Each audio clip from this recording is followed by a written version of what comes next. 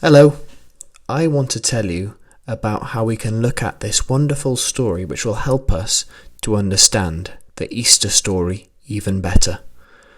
This is a picture of a man called Clive Staples Lewis.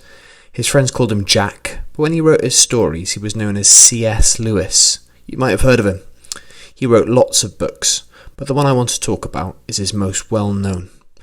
This is from a series of 7 books called The Chronicles of Narnia, and the most famous one is called The Lion, the Witch and the Wardrobe. This is what C.S. Lewis said about his own stories. He said, "The whole Narnian story is about Christ, about Jesus. I asked myself, supposing that there really was a world like Narnia, and supposing it had, like our world, gone wrong, and supposing Christ wanted to go into that world and save it, as he did to ours, what might have happened? Well, these stories are my answers." It's been turned into a film, you may have seen that, and it tells the story of these children, Peter, Susan, Edmund and Lucy, and they go through a wardrobe and find themselves in a world called Narnia. Now Edmund is a little boy who is tempted by the White Witch, and when she promises him sweets and to make him a king of Narnia, he says he would do anything for her, even to betray his brother and sisters.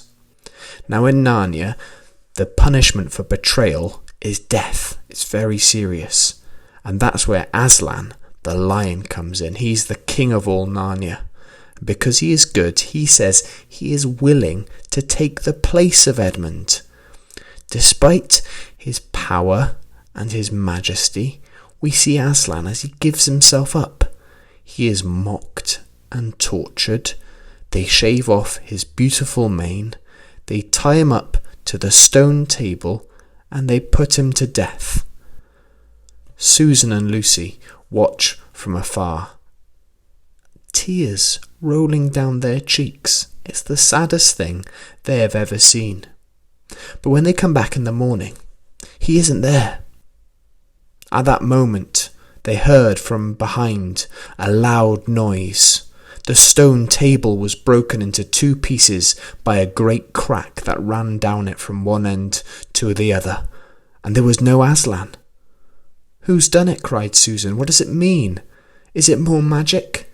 "Yes," said a great voice from behind their backs. "It is more magic." They looked round. There, shining in the sunrise, larger than they had ever seen him before, shaking his mane, stood Aslan himself.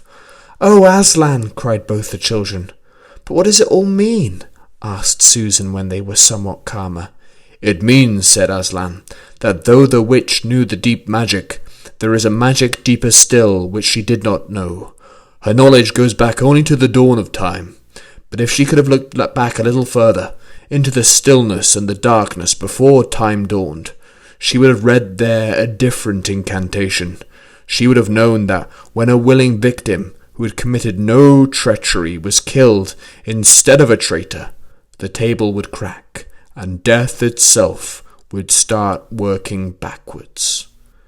Can you see how this is a picture for what the Bible says? You see, we are like Edmund. We're selfish and only concerned with ourselves. We deserve to be punished because of how we haven't followed the laws that Aslan set. We deserve the most serious punishment, death.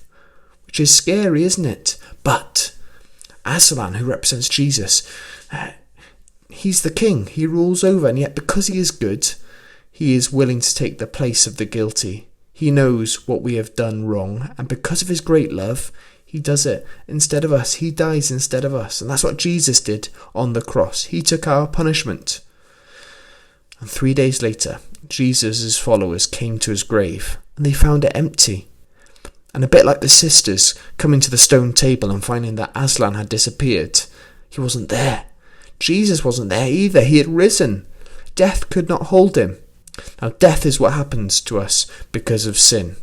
But because Jesus never sinned, death didn't have the same effect as it has on us. And so he rose from the dead in a glorious way. And that's what we celebrate on Easter Sunday.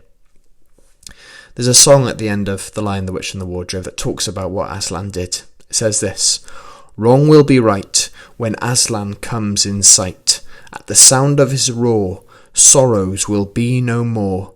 When he bares his teeth, winter meets its death, and when he shakes his mane, we shall have spring again.